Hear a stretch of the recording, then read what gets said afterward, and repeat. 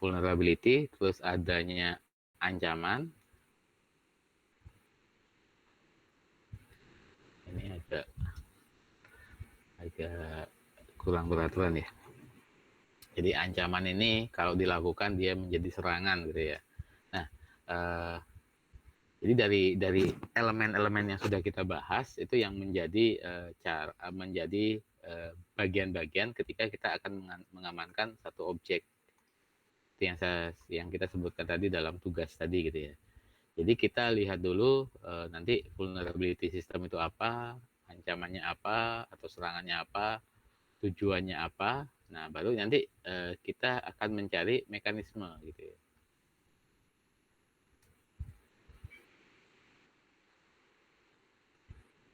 Mekanismenya apa yang akan kita terapkan gitu ya. Jadi konteks berpikirnya seperti itu. Jadi dari objek yang kita amankan, misalkan contohnya data center tadi gitu ya.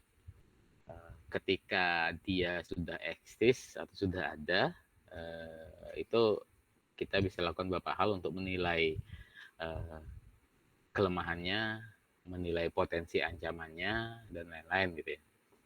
Ada juga satu lagi nanti mekanisme monitoring gitu. Setelah ada mekanisme, nanti muncul hal baru lagi yaitu monitoring. Nanti monitoring juga ada auditing gitu ya.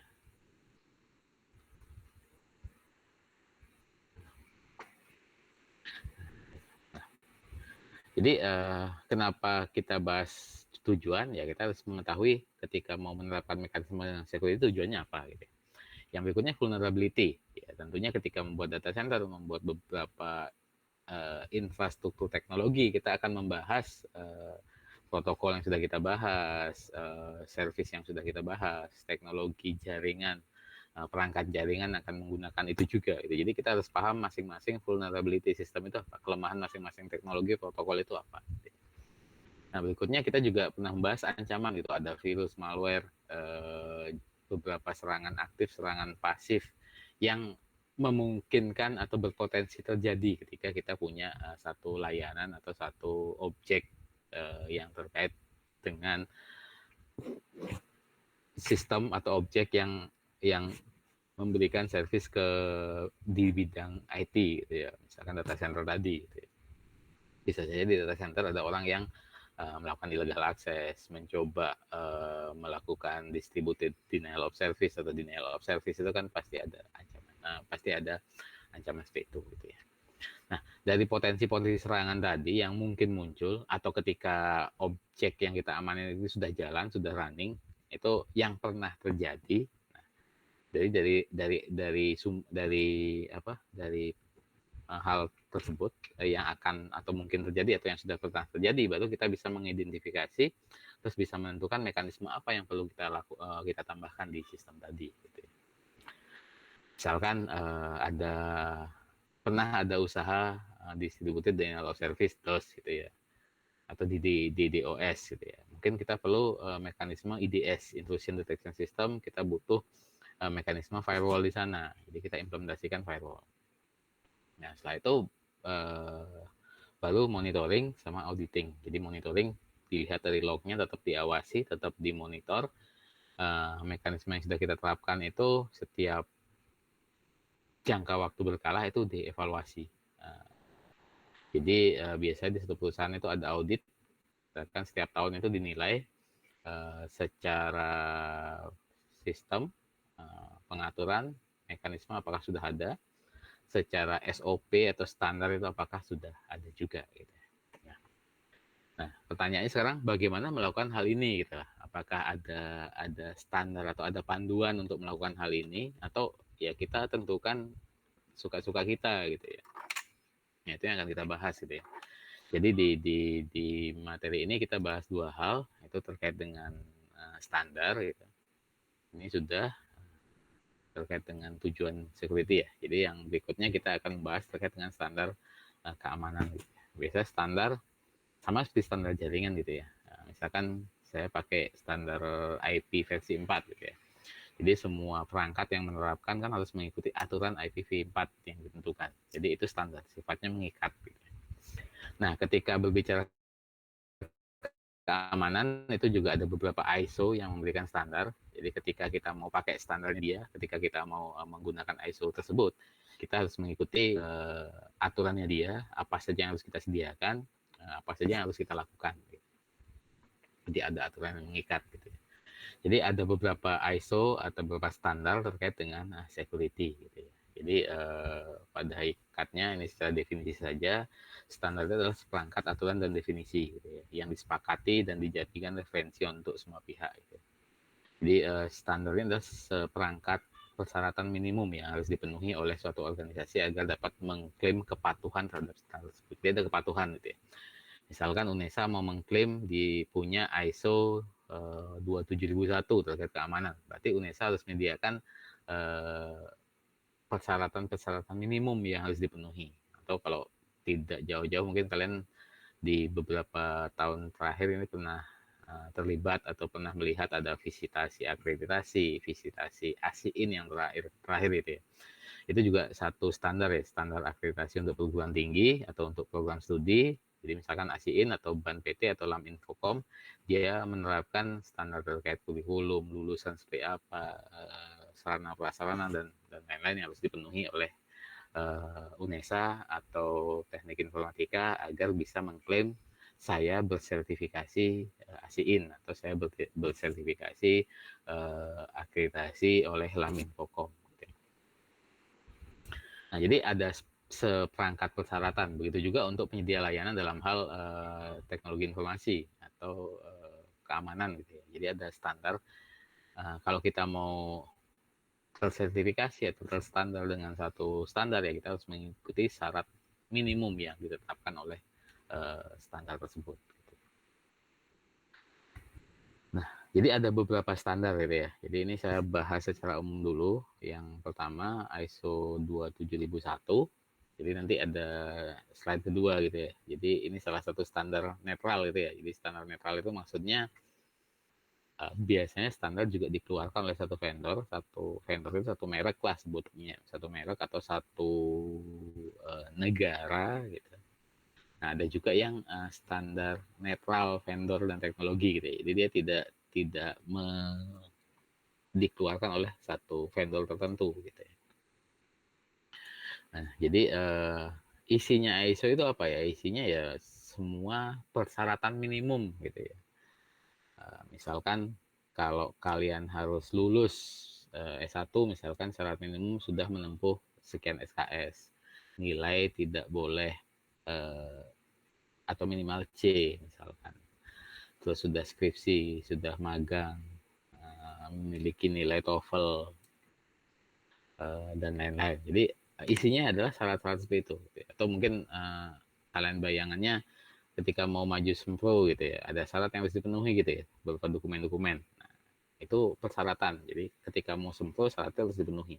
Ya sama juga kalau mau terstandar ISO 27001, dia punya list apa saja yang harus dipenuhi agar satu layanan, satu instansi bisa disebut terstandar ISO 27001.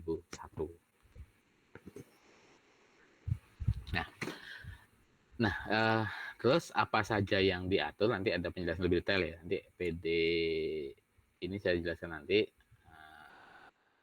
Jadi ada beberapa hal terkait kebijakan ISO ini dan kalau kita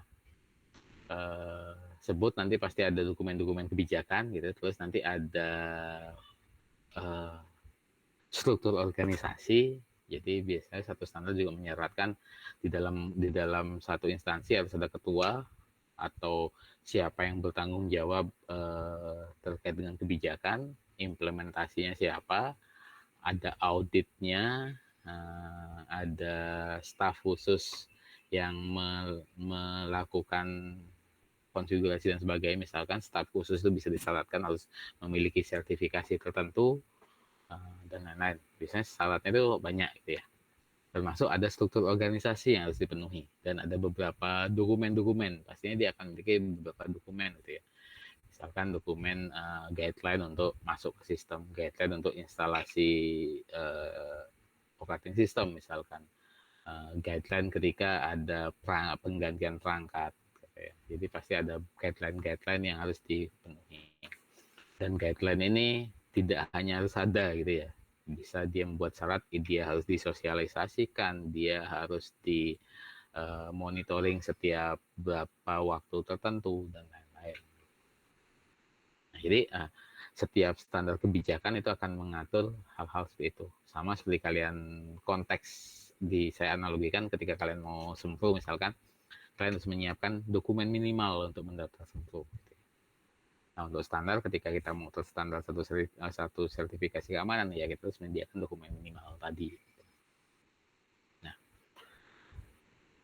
Nah, nanti ketika proses awal sama proses akhir itu akan ada penilaian gitu ya. Misalkan switch yang saya sebutkan tadi, ketika sebelum saya contoh data center ya, sebelum saya membangun data center misalkan, saya bisa menilai, saya bisa melakukan studi awal, kira-kira data center yang saya akan buat itu skala kerentanannya apa, tinggi, sedang, rendah. Terus ketika kita sudah punya layanan existing juga sama, kita nilai dengan satu standar tertentu, ini standar keamanan ini skalanya apa, apakah skala tinggi, rendah, sama sedang. Nah, kalau skala tinggi, apa yang harus dilakukan, skala rendah apa yang harus dilakukan, skala sedang apa yang harus dilakukan. Jadi ada penilaian nanti, jadi ada skala hasil nanti. Itu informasi awal gitu ya. Nah, jadi apa saja yang diatur oleh ISO, ini saya pakai slide yang berikutnya. Nah, di tugas yang kemarin itu ada dua ya, ada dua standar yang saya sebutkan itu ya, ada NIST, ada ISO 27001 ya. Sebenarnya untuk ISO, untuk standar sebenarnya banyak selain itu gitu ya. Meskipun ada juga yang diakui oleh global misalkan, ada juga yang untuk kalangan tertentu, ada juga yang memiliki sertifikasi, misalkan ISO 27001 itu ada sertifikasinya juga gitu. Ada juga yang lembaga seperti OWASP, dia bisa membuat standar terkait dengan server, website, beberapa service atau layanan yang ada di jaringan, itu ada banyak contoh gitu ya. Nah, kita bahas dua contoh gitu ya. Ini bahasannya juga bahasan sangat umum sekali gitu ya, karena isi di dalam dokumen ini sangat kompleks gitu. Jadi saya tunjukkan checklist yang ada di ISO 27001, contoh checklist yang digunakan, nanti akan dipetakan ke satu tingkat keamanan. Nah, kita bahas dulu terkait dengan NIST gitu ya. Jadi NIST ini singkatan gitu ya, National Institute Standard Technology gitu ya. Jadi dia menyebut dirinya the framework keamanan informasi yang dikembangkan oleh organisasi pemerintahan di Amerika Serikat gitu ya. Nah, kenapa kalau dia disebut framework berarti dia punya kerangka acuan gitu ya. Dia punya kerangka acuan ketika menerapkan standar ini, framework ini, apa saja yang diatur gitu ya. Nah, tujuan dari framework ini atau tujuan dari kerangka keamanan ini adalah meningkatkan kemampuan suatu organisasi dalam mencegah, mendeteksi, dan merespon serangan cyber gitu ya. Jadi serangan cyber itu apa, tujuannya itu apa, atau serangan itu biasanya menyerang apa, itu sudah kita bahas. Ada triad CIA tadi, terus serangan cyber itu apa saja. Nah, jadi framework NIST ini ya memberikan panduan gitu ya, memberikan satu kerangka acuan ketika akan mencegah, mendeteksi, atau merespons serangan cyber. Nah, NIST ini dia mengelompokkan menjadi 5 kategori gitu ya. Jadi ada identify, protect, detect, respond, sama recover gitu ya. Kalau identify ini dia mengidentifikasi ada asset management, business environment, governance, risk assessment, dan risk management teknologi gitu ya. Nanti untuk penjelasan identification itu jadi mengembangkan pemahaman organisasi untuk mengelola resiko keamanan cyber terhadap sistem aset, data, dan kemampuan gitu ya. Jadi NIST ini kerangkanya itu dia mengatur ke dalam 5 fungsi utama gitu ya, atau 5 core framework. Jadi fungsi-fungsi itu diatur untuk mewakili satu siklus atau seluruh konteks keamanan dikelompokkan ke dalam 5 bidang, 5 core atau 5 bagian gitu ya. Yang pertama identification. Nah, apa yang di identification yaitu manajemen aset. Saya slide dulu. Aset manajemen. Terus asetnya apa saja. Jadi organisasi harus memiliki pemahaman dia memiliki aset apa saja, risiko terhadap aset itu apa, ketika dia memiliki data itu apakah memiliki potensi serangan dan sebagainya. Terus berikutnya itu adalah business environment, ya jadi lingkungan bisnisnya, layanan service yang dia miliki gitu ya. Layanan dan service yang dia miliki itu seperti apa? Apakah ada juga potensi serangan? Terus ada resikonya apa saja gitu ya. Terus yang ketiga governance. Governance itu adalah tata kelola gitu ya. Ya misalkan punya data center gitu ya, tentunya harus ada tata kelola yang jelas gitu. Siapa saja yang boleh masuk data center, siapa saja yang berhak merubah konfigurasi, terus kebijakan-kebijakan lain itu semua harus diatur. Jadi itu diidentifikasi. Jadi ketika sistem sudah ada, ketika menilai tingkat keamanan juga dilihat gitu. Apakah secara tata kelola sudah bagus, secara manajemen aset sudah bagus, apakah ada risk assessment, gitu. Mungkin assessment terkait dengan risiko, beberapa sering dilakukan assessment terkait dengan risiko.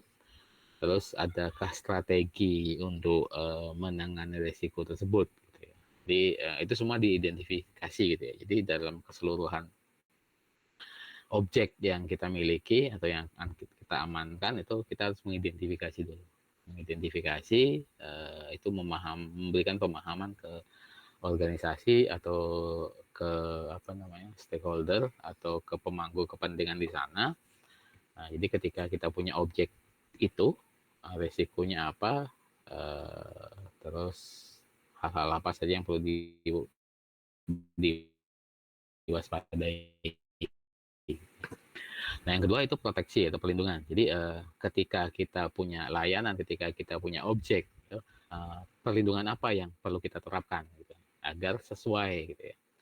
Nah, ini juga ya ketika kalian skripsi ya, ketika tujuannya A ya mekanismenya harus yang bisa mencapai tujuan tersebut gitu ya. Jangan sampai tujuannya melindungi dari denial of service, kalian implementasikan antivirus gitu ya kan. Antivirus yang tidak punya fungsi untuk mencegah DOS gitu. Itu kan sesuatu hal yang tidak mengatasi permasalahan jadi. Nah, di Protect ini juga ada beberapa hal terkait dengan mekanisme gitu ya, seperti akses kontrol. Terus akses kontrol ini kan ya hal yang pertama gitu ya, ketika ada sistem pastinya akan ada mekanisme autentikasi login. Ketika kita login ada hak akses, kita bisa mengakses apa saja, kita bisa melakukan apa saja gitu ya. Yang kedua itu ada awareness dan training gitu ya. Nah, beberapa framework atau beberapa standar pasti mensyaratkan, misalkan di data center itu ada 10 orang teknisi, 10 orang pekerja, atau 10 orang yang berinteraksi dengan data center tersebut. Ya, masing-masing personal tadi ada yang mensyaratkan atau perlu disyaratkan pengetahuan standar ya. Terkait sertifikasi tertentu, misalkan terkait dengan penanganan keselamatan kerja dan sebagainya. Jadi ada awareness dan training. Terus ada data security, ya kalau objeknya ya pasti ada datanya gitu ya. Berbagai layanan atau layanan apapun atau sebagian besar dari layanan umumnya pasti ada data gitu. Pasti ada mekanisme pelindungan datanya gitu. Ya, pelindungan data banyak, bisa enkripsi atau di tugas tengah semester yang kalian bahas itu juga beberapa tujuannya melindungi data, atau ketika ada komunikasi nanti ada mekanisme pelindungan data, misalnya menerapkan SSL atau TSL dan beberapa mekanisme pengamanan komunikasi juga. Terus ada protection prosedur dan proses. Jadi prosedur untuk pengamanan, ya pengamanan terkait beberapa hal gitu ya, terkait dengan penggunaan, terkait instalasi, ataupun ketika ada perangkat yang sudah rusak itu membuangnya seperti apa gitu. Nah, ada mekanisme terkait maintenance dan perawatan dan protektif teknologi untuk perlindungan.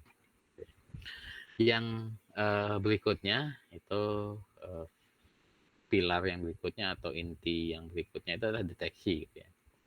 Nah, permasalahan security juga ketika kita punya objek, kita sudah menerapkan mekanisme keamanan, itu permasalahan belum selesai sampai di sana gitu ya. Karena ini beroperasi terus, melakukan prosesnya secara terus-menerus, bisa jadi satu waktu dia akan muncul satu serangan yang belum ada mekanisme yang kita terapkan, atau bisa jadi ada satu hal sehingga ada ancaman baru atau ada serangan yang terjadi di sistem kita. Makanya perlu menerapkan sistem yang bisa memantau dan mendeteksi. Gitu ya.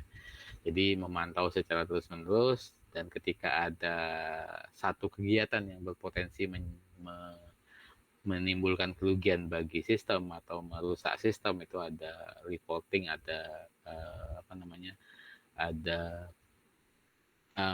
pendeteksian, ada notifikasinya ke sistem administrator atau pemangku kepentingan di sana gitu. Nah, deteksi ini ada anomali dan event. Jadi anomali itu biasanya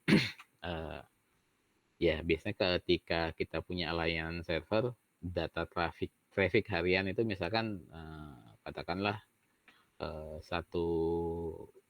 gigabit gitu ya misalkan. Nah, tiba-tiba satu hari trafficnya meningkat 10 kali lipat gitu. Itu kan anomali gitu. Jadi anomali itu adalah perubahan dari kebiasaan gitu ya.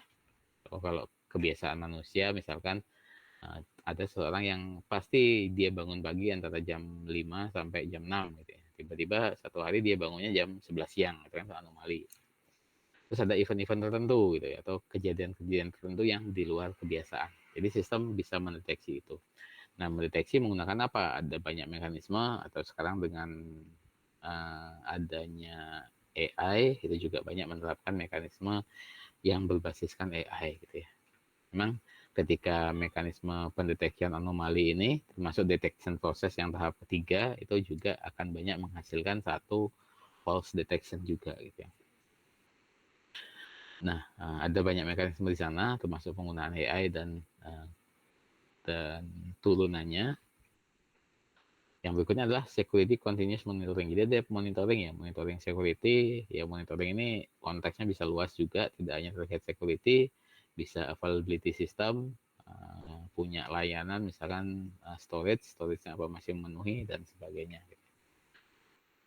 Yang terakhir detection process, yang saya sampaikan tadi, ada mekanisme deteksi ketika anomali terjadi atau kemungkinan ada usaha satu serangan, itu ada proses deteksi dan proses reportingnya atau pemberitahuan ke pengguna sistem atau yang sistem adminnya gitu ya. Nah, pilar yang keempat itu respon, sesuai namanya ya, tanggapan gitu ya. Jadi ketika ada event atau satu kejadian yang terdeteksi, misalkan ancaman serangan atau potensi ancaman serangan, itu sistem bisa merespon atau menanggapi gitu ya. Jadi respon sistem ya itu bisa mulai dari perencanaan, komunikasi, analisis, mitigation, sama improvement gitu ya. Jadi mulai dari respon otomatis sistem, atau mungkin respon misalkan tiba-tiba ada satu anomali, ada satu serangan terdeteksi, tapi sistem kita belum bisa mengatasi itu gitu ya. Nah, itu perlu dianalisis, perlu dimitigasi, sehingga kita perlu improvement, tambahan mekanisme baru apa yang kita terapkan di sana gitu ya, sebagai respon baru gitu. Nah, yang terakhir itu adalah recovery gitu ya. Nah, recovery ini jika worst case ya pastinya ya, jika sudah terjadi serangan, misalkan ada malware sudah terinfeksi virus gitu, atau sudah terkena serangan, itu pemulihannya seperti apa gitu ya. Itu pastinya ada recovery planning, ada sistem backup recovery yang ada. Nah itu framework dari NIST, jadi dia mengatur dan mengelompokkan menjadi 5 core utama gitu ya. Ya tentunya tidak sederhana ini gitu ya. Di identify itu ada beberapa hal yang harus dilakukan sehingga kita bisa memberikan pemahaman terkait hal-hal yang kita sebutkan tadi. Diproteksi sama safe mekanisme apa yang diterapkan, deteksi, respon, dan recovery. Nah, jadi ketika kita menilai dengan satu framework atau satu standar, umumnya akan menghasilkan satu kalau dalam istilah auditnya tingkat kematangan gitu ya. Ya, ketika kita sudah menerapkan mekanisme security, biasanya secara berkala itu perlu evaluasi. Misalkan ada audit atau monitoring evaluasinya setiap 1 tahun sekali minimal gitu ya. Nanti dari auditing tadi itu akan menghasilkan tingkat kematangan. Gitu ya. Istilahnya juga ada levelnya, level 1 sampai 4. Level 1 itu bisa paling bagus atau level 1 itu bisa paling jelek ya, tergantung dari standar yang digunakan gitu ya. Nah, misalkan tier 1 itu parsial gitu. Jadi risiko keamanan cyber di organisasi itu tidak diformalkan. Maksudnya tidak diformalkan karena kita bicara di level organisasi gitu ya. Misalkan di UNESA segala sesuatu itu harus ada kebijakan tertulisnya, harus ada surat keputusan dari pimpinan. Misalkan kalau level fakultas ada keputusan dekan atau ada aturan dari dekan yang mengesahkan. Jadi segala sesuatu risiko dalam perusahaan biasanya ada aturan tertulisnya yang dikeluarkan oleh yang berwenang. Nah, pejabat yang berwenang juga bisa dari standar keamanan tadi. Di slide sebelumnya itu kan ada struktur organisasi terkait keamanan. Jadi kalau sudah menetapkan ada orang PIC atau person in charge terkait dengan mekanisme keamanan, dia yang berhak mengeluarkan atau memformalkan aturan. Jadi aturan formal itu aturan sudah di legalitas, memiliki legalitas. Misalkan kalau di kampus itu sudah dikeluarkan peraturan dekan, peraturan rektor gitu. Nah kalau ad hoc berarti ya ada mekanisme pengamanan tapi ya secara ad hoc atau secara tidak terformal, tidak aturannya tidak ditetapkan secara resmi gitu ya. Dan juga ada kesadaran terbatas tentang manajemen risiko gitu ya. Nah kalau tier 2 itu risk informant.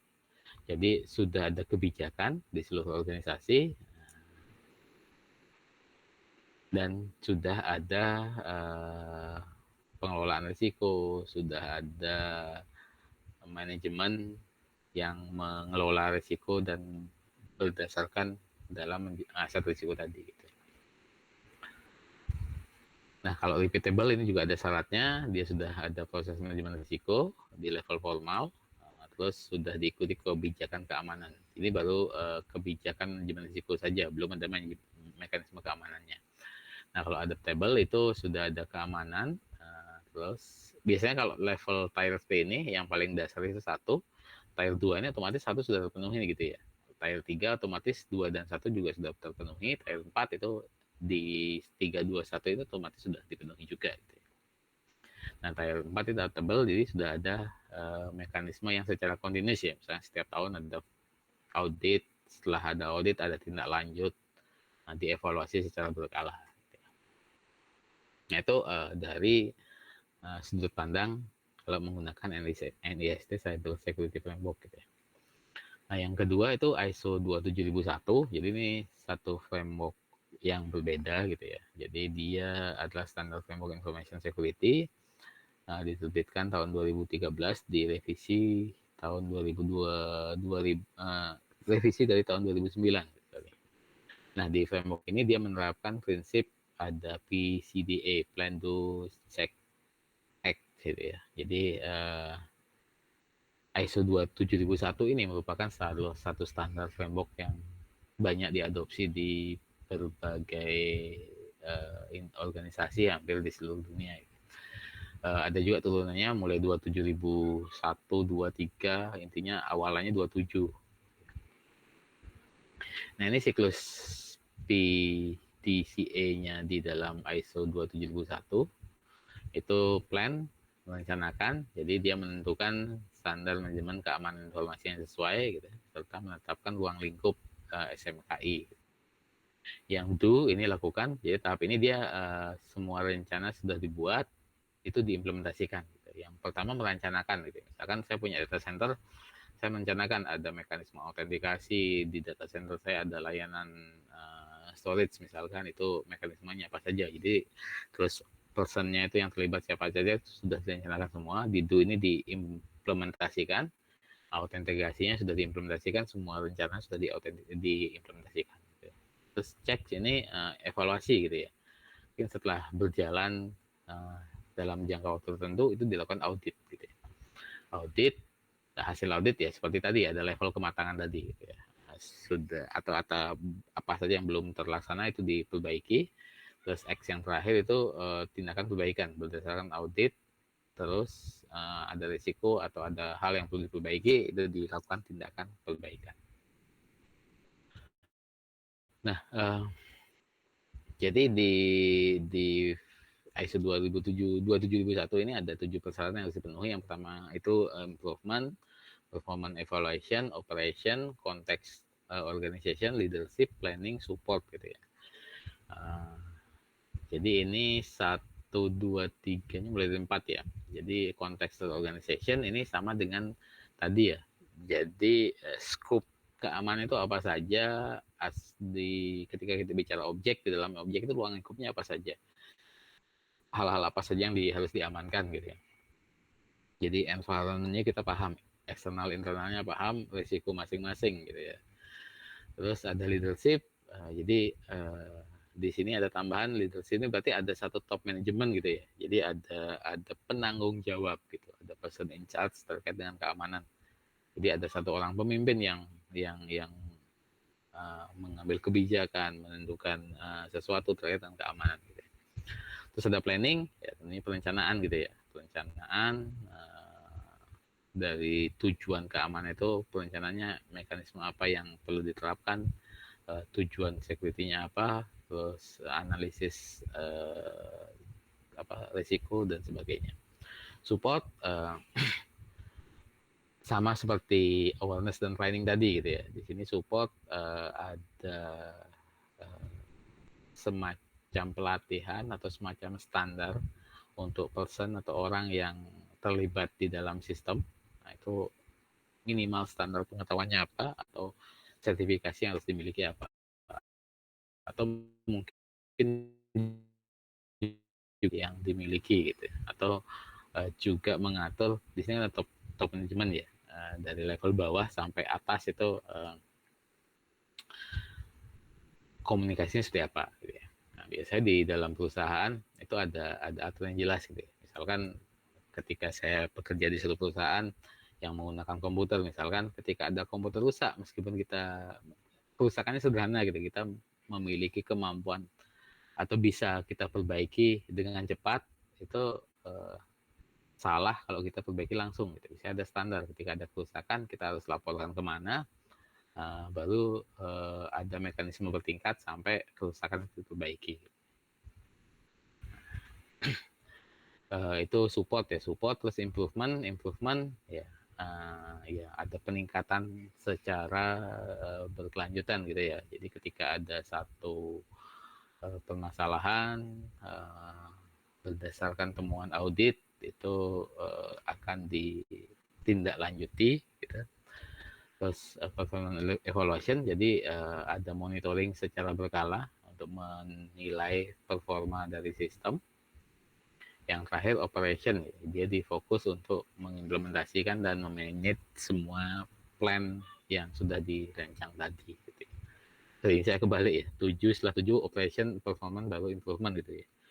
Jadi saya kembali menjelaskan, jadi setelah support itu operation, itu implementasi di semua rancangan, performance evaluation itu baru monitoring dan auditingnya setelah menemukan satu atau ketika ada satu temuan di dalam proses monitoring atau evaluasi itu diimprove. Gitu. Jadi ada 14 klausa juga, nanti ada 133 kontrol gitu. Jadi information security policy bagaimana information security organize, human resource security, asset management, access control, cryptography teknologi, itu ada physical security. Nah, physical security ini ya misalkan ya kita bekerja dengan komputer gitu kan lah. Jadi komputer memang secara sistem dia sudah dilindungi gitu. Misalnya saya mau masuk ke komputer tersebut, saya harus pakai password gitu ya. Terus datanya sudah dienkripsi. Tapi kalau secara fisikal, misalkan harddisknya dicopot dan dibuang misalkan, atau disopot dan di copy ke tempat lain, itu kan tidak aman secara fisik gitu. Terus ada operational security, komunikasi atau data transfer, nah, itu pengamanannya. Terus acquisition dan pengembangan terkait dengan information system atau kebijakan dan dukungan terkait security. Terus ada juga pihak ketiga yang terlibat dalam security tersebut. Misalkan pihak ketiga ini bisa juga misalnya untuk audit ya, auditing. Kalau kita membuat layanan sendiri, kita menilai sendiri, ya pasti kita nilainya bagus. Gitu. Kita butuh pihak ketiga yang melakukan menilai kita. Terus ada insiden manajemen, ketika ada insiden itu SOP-nya seperti apa, ada disaster recovery dan compliance. Nah, di sini ada beberapa contoh checklist gitu ya. Sebentar saya buka contoh checklist.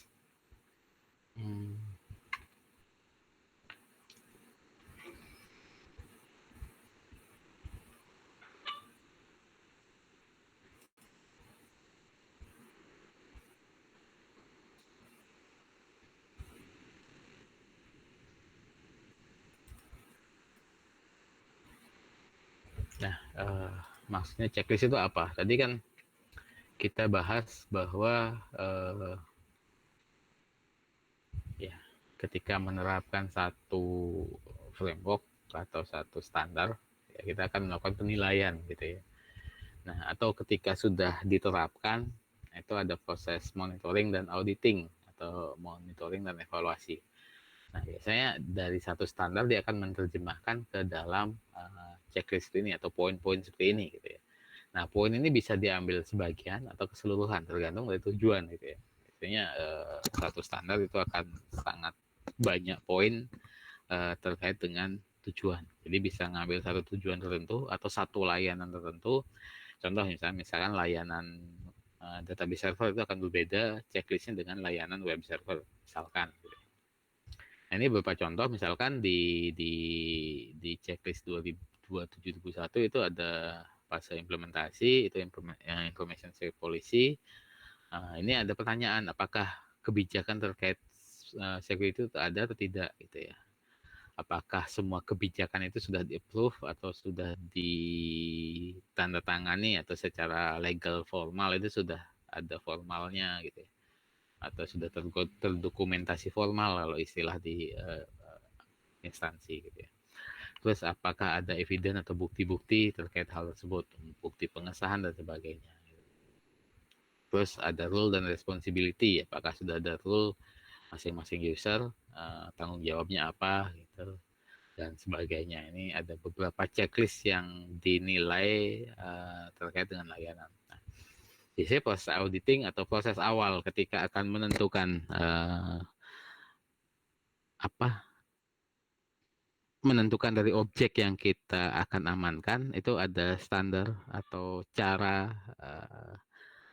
seperti checklist ini. Nanti kita nilai sampai terakhir, kita proses sampai akan ada tingkat level tadi. Dari sana baru menentukan kira-kira menerapkan mekanisme apa, atau kalau ini sudah existing, dari existing ini apa yang bisa diimprove, apa yang bisa ditingkatkan gitu ya. Nah, ini contoh dari checklistnya. Saya tidak bahas satu persatu ya, banyak sekali gitu ya. Misalkan akses kontrol ini kebijakan ya. Kenapa kebijakan ya? Seperti yang saya sampaikan tadi. Jadi di dalam level organisasi itu segala sesuatu itu harus ada kebijakan gitu ya. Atau dari dalam kalau konsepnya tata kelola, kita melakukan sesuatu tanpa didasari kebijakan itu salah gitu ya. Jadi ya itu hati-hati gitu. Jadi kita melakukan sesuatu tanpa kebijakan itu salah. Nah, jadi terkait hal ini tadi gitu ya. Jadi ketika kita punya objek yang akan diamankan gitu, ketika kita punya objek gitu. Nah, ketika sudah atau sebelum existing, berarti kita bisa gunakan standar tadi. Jadi based on standar untuk menentukan atau melihat kemungkinan vulnerability apa, threat itu apa. Dilihat dari objek yang akan kita amankan gitu ya. Nah, biasanya untuk objek tertentu akan ada checklist tertentu juga gitu ya, poin-poin yang akan kita cek. Jadi setelah atau kalau konteksnya ini sudah existing, sudah running atau sudah jalan gitu, dari mekanisme yang ada di dalam satu objek ini dinilai apakah sudah sesuai nggak, misalkan standar NIST untuk web server misalkan. Nah, itu apakah sudah memenuhi syarat minimum untuk uh, dikatakan aman gitu ya. Atau lebih sederhana lagi ketika kalian maju ke mendaftar Sempro, ya Mas Hadaris akan ngecek ya apakah di checklist syarat Sempro sudah dipenuhi. Kalau sudah ya kalian di-approve untuk dijadwalkan Sempro gitu. Nah, ketika awal menentukan mekanisme juga sama gitu ya. Kita mengidentifikasi dengan satu standar, kira-kira sistem itu kelemahannya apa, kemungkinan ancaman yang terjadi itu apa. Baru nanti menentukan mekanisme apa yang perlu kita terapkan di sana. Apakah kita perlu firewall, kita perlu enkripsi, kita perlu IDS dan sebagainya. Ya, tentunya kalau dalam konteks organisasi ada juga level manajemennya ya, ada standar prosedur SOP yang perlu diterapkan. Nah, setelah dia running, itu ada proses monitoring dan auditing. Jadi dengan standar yang sama, setiap periode tertentu, misalkan 1 tahun sekali itu dicek kembali. Kita sudah punya standar operasi SOP untuk ketika ada alat rusak, proses perbaikannya. Apakah sudah dijalankan sebelum? Pernahkah ada alat rusak, bukti perbaikannya seperti apa, dan sebagainya. Atau ketika ada kerusakan, contoh laporannya seperti apa. Jadi setiap hal-hal yang sudah terlaksana itu akan dilakukan. Gitu ya. Ya mungkin kalian berpikir, oh itu apa ya, formalitas formal banget gitu ya. Emang skala organisasi juga seperti itu. Gitu ya. Administratif banget gitu ya. Ya memang akan seperti itu hasilnya. Nah ini contoh dari checklist berbagai, kalian juga bisa cari mungkin checklist berdasarkan ISO 27001 untuk satu layanan atau satu objek, itu juga bisa coba kalian cari. Jadi dari sekian banyak standar, minimal standar yang diatur atau poin-poin yang diatur di dalam ISO, bisa jadi untuk satu layanan dia hanya butuh hal-hal tertentu saja. Itu dipetakan nanti. Nah, nah itu ya, jadi ketika kita merancang penerapan keamanan itu salah satu standar, salah satu prosesnya gitu ya. Jadi proses idealnya sebelum menentukan mekanisme keamanan, kita bisa menggunakan kerangka security tadi sebagai panduan gitu ya. Jadi kita punya panduan untuk menentukan mekanisme keamanan. Jadi nggak langsung, oh saya pokoknya pakai firewall, nggak seperti itu ya. Begitu juga nanti saran saya ketika kalian skripsi terkait dengan mekanisme security, ya kalian bisa menerapkan ISO tersebut gitu. Meskipun konteks ISO ini tidak sederhana gitu ya, dia butuh satu keahlian untuk menafsirkan juga. Tapi kita bisa pakai konteks secara umum gitu ya. Nah, jadi pertama ya dengan menggunakan standar tadi kita menilai risiko dan mengidentifikasi aset ya. Ketika sudah punya objek, identifikasi dalam objek tersebut apa sih yang mungkin akan, yang perlu kita lindungi, yang memiliki vulnerability apa, yang mungkin menimbulkan ancaman itu apa gitu ya. Terus ketika dia memiliki ancaman, kita juga bisa menilai resiko kemungkinan serangan itu terjadi seperti apa. Ya tentunya ketika menerapkan mekanisme kan pasti ada batasan gitu ya. Misalkan ada batasan personel yang melakukan itu, ada keterbatasan dana, ada keterbatasan waktu gitu, sehingga mungkin nanti akan ada skala prioritas gitu ya. Misalkan ya gampangnya akan ada malware, akan ada DOS, akan ada hacking misalkan. Nah, dari tiga ini mungkin yang paling tinggi risikonya apa? Misalkan DOS, berarti kita bisa prioritaskan perlindungan terkait dengan DOS dulu gitu ya. Jadi ada penilaian risiko. Terus pengembangan kebijakan dan prosedur keamanan gitu ya. Jadi kebijakan keamanan, nah ini pasti perlu didokumentasikan gitu ya. Misalkan kalian punya sistem sederhana, atau ketika mengimplementasikan sistem itu kebijakan seperti apa atau panduannya seperti apa gitu ya. Atau juga di dalam sistem itu bisa diklasifikasikan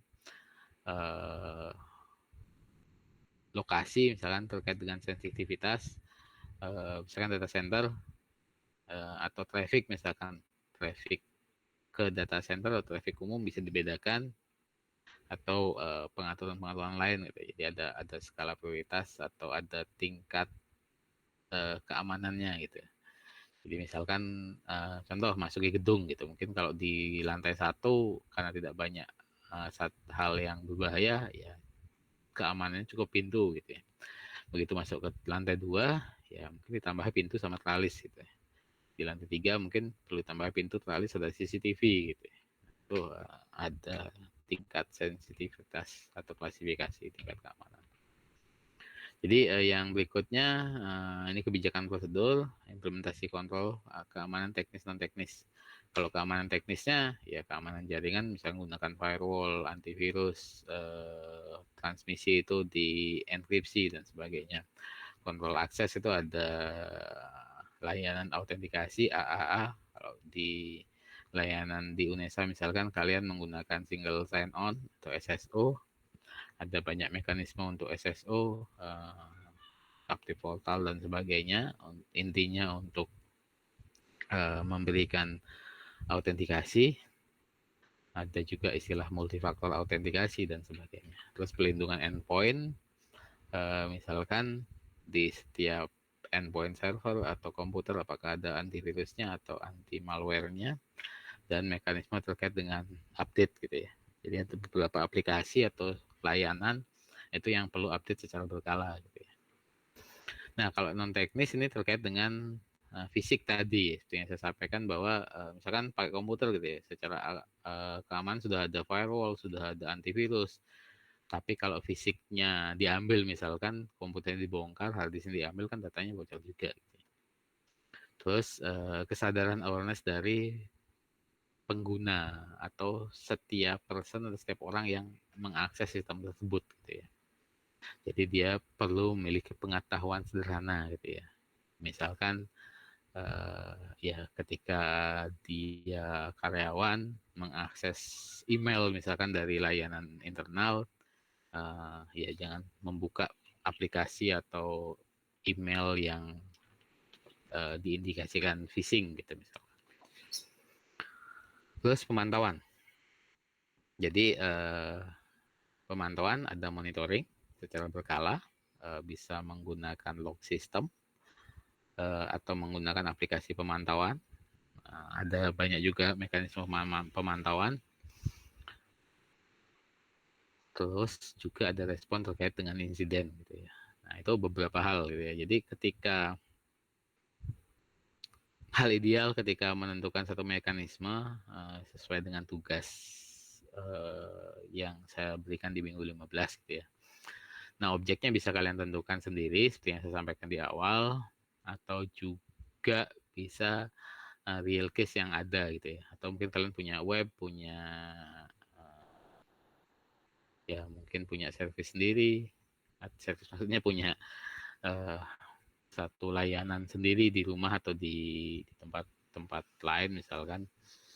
Atau ya ingin tahu misalkan saya mau pakai teknologi ini gitu. Ini tingkat keamanannya bagaimana, ya silahkan bisa diakses, tapi hati-hati ya, jangan melakukan auditing atau melakukan scanning atau menganalisis satu sistem yang milik orang tanpa izin gitu ya. Itu tindakan kriminal gitu ya. Misalkan di UNESA ada Siakadu atau Sidia, saya coba analisis kerentanannya apa, saya pakai tools, jangan, itu berbahaya, itu ilegal gitu ya. Itu lupa saya tekankan tadi ya, jangan sampai melakukan hal yang ilegal seperti itu atau yang perlu izin. Sampai di sini ada pertanyaan dulu?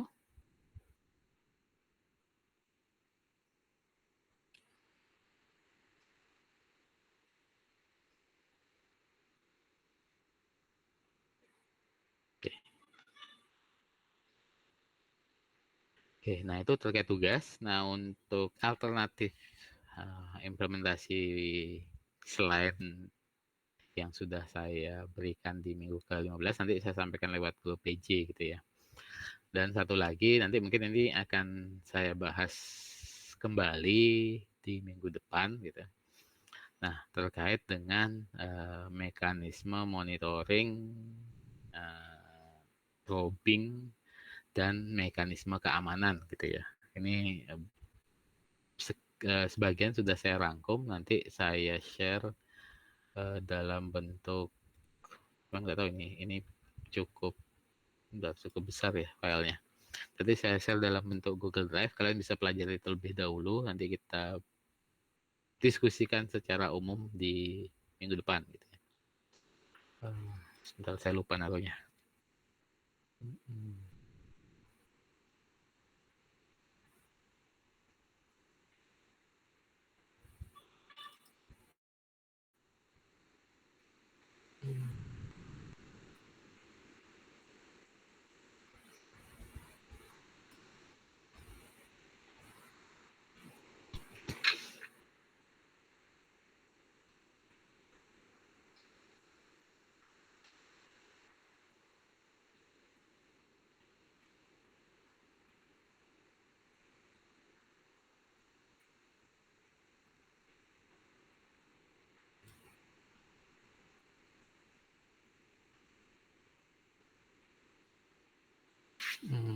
Sebentar ya. Ya, sambil saya mencari, silakan kalau ada pertanyaan. Jadi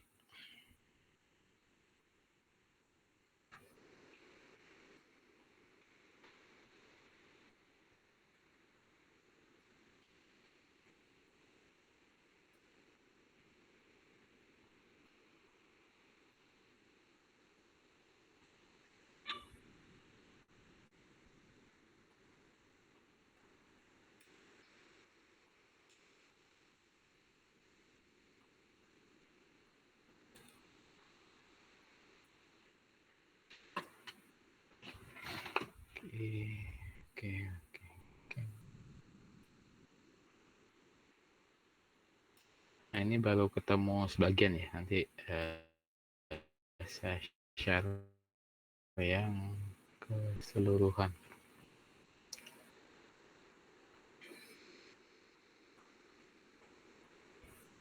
Atau di sini.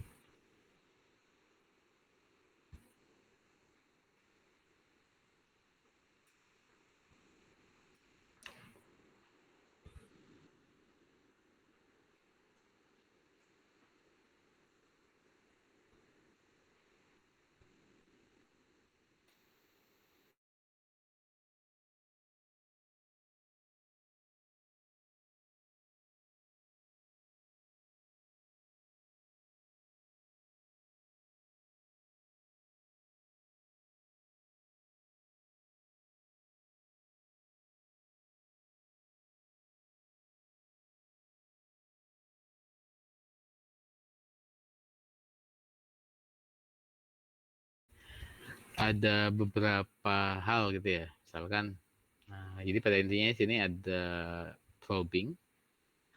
Jadi probing ini ya seperti kan di tahap awal kita di tahap identifikasi ya, ketika identifikasi aset atau ketika layanan existing itu bagaimana sih kemungkinan sistem itu memiliki kerentanan gitu ya. Misalkan kemarin kita bahas eh, apakah kemungkinan atau kita bisa melihat di sistem itu atau di komputer kita itu port kita yang terbuka apa saja, terus service layanan yang aktif yang kita tidak perlukan itu apa saja. Nah, itu ada beberapa aplikasi seperti Nmap gitu ya. Nmap yang kita bisa gunakan untuk proses pemetaan tadi. Nah, di sini saya ngambil dari materinya Cisco. Nanti saya share juga ada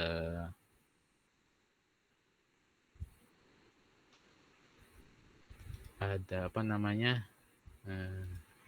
file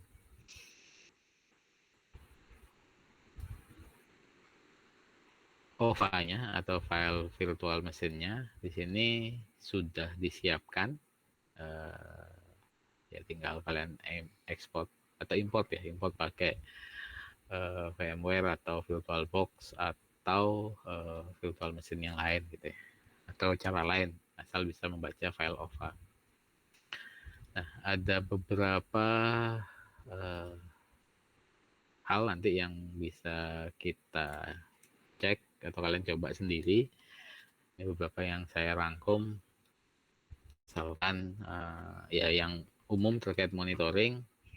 Ya ini misalkan kalian pakai proses explore untuk mengidentifikasi proses atau service yang ada di sistem, baik di Linux, Windows. Terus ya tracing traceroute atau ping untuk melihat apa namanya rute dari ketika kita terhubung ke satu end-to-end system. Terus untuk proses monitoring tadi, ada monitoring salah satu bisa menggunakan Wireshark. Gitu. Jadi ada paket capture. Di sini misalkan kita bisa analisis juga filter per masing-masing paket. Misalnya contoh kita filter dari ICMP dan lain-lain. Terus ARP atau Nmap gitu ya. Nah di sini nanti kalian bisa coba dulu gitu ya. Jadi, kita akan bahas beberapa layanan yang itu yang kita bahas di minggu depan. Jadi saya siapkan dulu materinya. Nanti ini yang saya share bersama file OVA-nya tadi.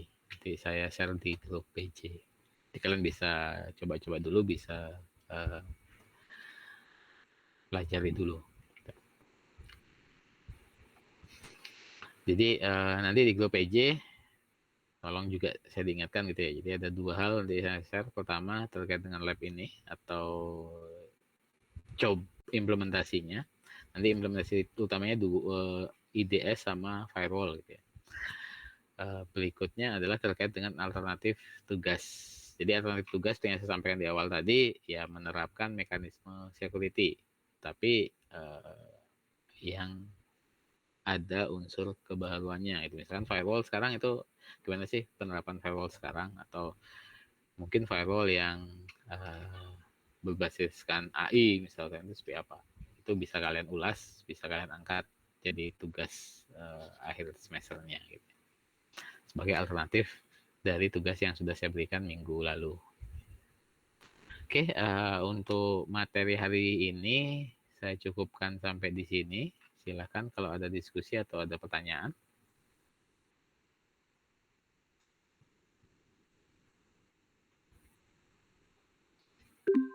Oke, nanti yang belum join, sekaligus nanti saya share rekaman pertemuan kita hari ini gitu ya. Nanti saya share Google Drive ke grup PJ. Tolong nanti PJ-nya disampaikan ke teman-teman yang lain.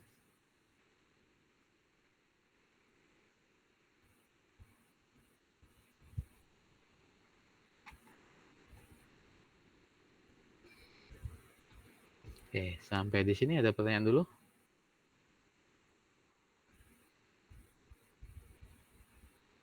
Oke, terus apa lagi? Yes. Oke, nanti kalau ada tambahan pengumuman, saya sampaikan ke grup PJ juga.